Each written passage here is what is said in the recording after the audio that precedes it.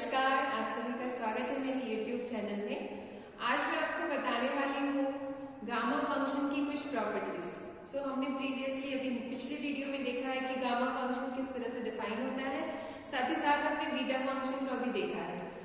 Gamma function and beta function दोनों मैंने आपको बताए थे इम्प्रॉपर इंटीग्रल्स के लिए डिफाइन किए जाते हैं, इम्प्रॉपर इंटीग्रल्स के टर्म्स में, और जो कि मैंने आपको डेफिनेशन जो बताई थी उसकी का हम यूज करके इन प्रॉपर्टीज को प्रूव करेंगे आज। तो ये है गामा फंक्शन की कुछ जनरल सी प्रॉपर्टीज कि गामा 1 की वैल्यू कितनी होती है, 1 होती है। गामा 0 क्या होता है, 0 जो होता है, और जो नेगेटिव इंटीजर ले लीजिए आप, नेगेटिव नंबर ले लीजिए, नेगेटिव रियल नंबर ले लीजिए, उनके लिए गामा फंक्शन डिफाइन नहीं होता है। ठीक है, मीन्स आपको गामा जो डिफाइन करना है that is for a positive real number. Okay, secondly हम बात करते हैं गामा n+1।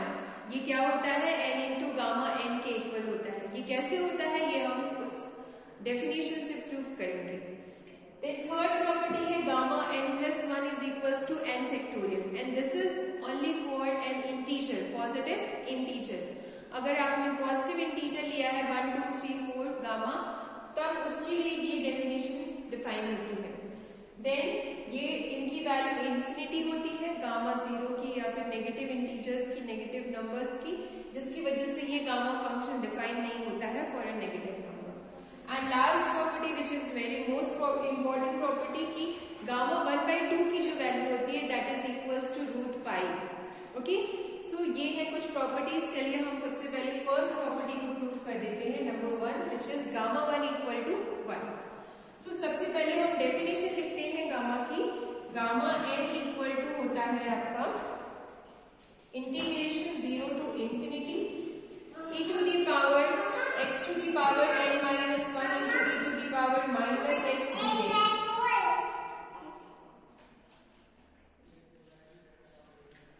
हम क्या करेंगे, सबसे पहले n की वैल्यू 1 रख देंगे, तब हम निकालेंगे गामा 1। यहाँ 1 रख देंगे, so this is 0 to infinity x to the power 1 minus 1 e to the power minus x dx। ये आपका x टू द पावर 0 हो जाएगा जो कि 1 होता है, और ये हम इंटीग्रेट कर देंगे, so this is e to the power minus x, and minus x का डिफरेंशिएशन -1। लिमिट्स रख देंगे, लिमिट है हमारी 0 टू इंफिनिटी। जब हम इंफिनिटी रखेंगे अपर लिमिट, सो ये होगा e to the power minus infinity, and ये हो जाएगा आपका e टू द पावर 0 जब लोअर लिमिट रखेंगे। अब e to the power minus infinity की वैल्यू 0 होती है, e टू द पावर 0 की वैल्यू 1 होती है, सो आपको मिल जाएगा 1। e to the power minus infinity कैसे 0 होता है ये आपको पता होगा, अगर नहीं पता है तो मैं शॉर्ट में बता देती हूँ। e to the power minus infinity को आप लिखेंगे 1/e to the power infinity.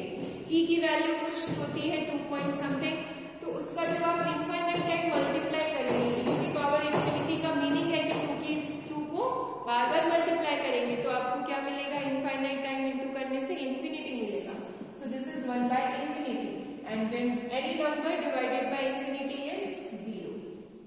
सो इस तरह से e to the power minus infinity 0 होता है। सो ये हमारा प्रूफ हो गया कि गामा 1 इक्वल्स टू 1। सो ये है फर्स्ट प्रॉपर्टी गामा फंक्शन की, जो आप जनरली यूज करेंगे कि गामा 1 होता है।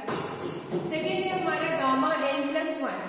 इसको देख लेते हैं, डेफिनेशन लगा लेते हैं n+1 के लिए। So this is 0 to infinity x to the power n की जगह आप n+1 लिख देंगे, -1 e to the power minus x dx।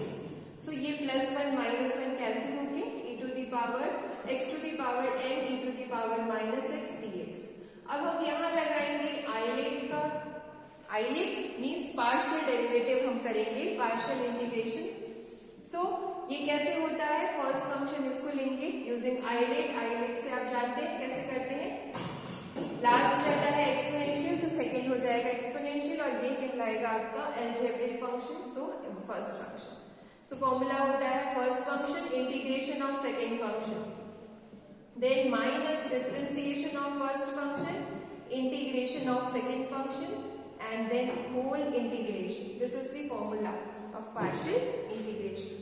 Integration by part. Okay. Then यहाँ आप देखिए इंटीग्रेशन इसका हो जाएगा e to the power minus x, नीचे आएगा -1। लिमिट्स लगा देंगे क्योंकि ये लिमिट्स है 0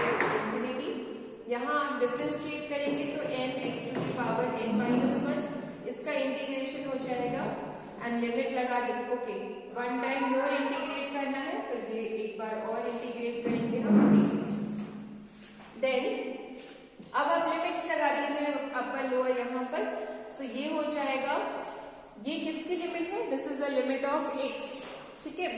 सो आप पहले इसको लिमिट ना लगा के यहाँ लिमिट लगाएंगे, ठीक है। सो ये हो जाएगा आपका माइनस, ये बाहर लिख लेते हैं, यहाँ लिमिट लगाएंगे तो e to the power minus infinity e to the power 0, minus infinity आपका 1 हो जाएगा, this is again 1, e to the power minus infinity 0 हो जाएगा, ओके, दिस इज 0 एंड ये आपका हो जाएगा।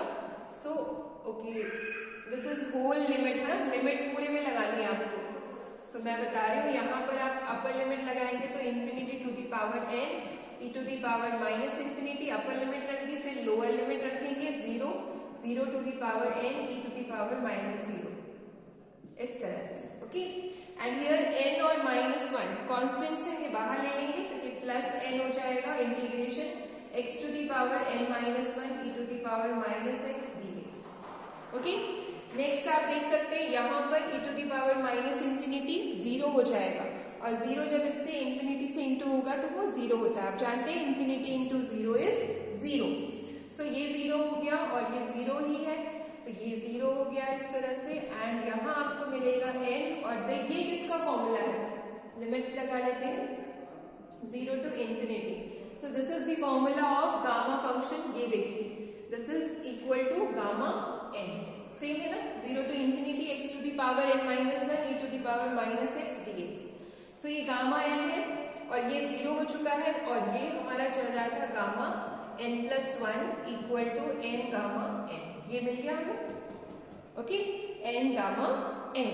सो यही हमें प्रूफ करना था, and this is true for all n greater than 0, क्योंकि लेस देन 0 के लिए इंफिनिटी हो जाती है वैल्यू। सो ये इस तरह से हम सेकेंड प्रॉपर्टी प्रूफ कर चुके हैं। थर्ड जो है ये जनरली ट्रू है ओनली फॉर जब आपका n इंटीजर हो, वो भी पॉजिटिव इंटीजर हो, फ्रैक्शन में होगा तो नहीं है ये ट्रू, क्योंकि आप जब माइनस करेंगे तो ये चेंज हो सकता है, ये हमेशा n फैक्टोरियल के इक्वल नहीं होगा। And this is true only for then n is n integer, positive integer. अब बात कर लेते हैं लास्ट प्रॉपर्टी जो कि इंपॉर्टेंट प्रॉपर्टी है, इसका प्रूफ हम देखेंगे। Gamma 1/2 is equals to root pi.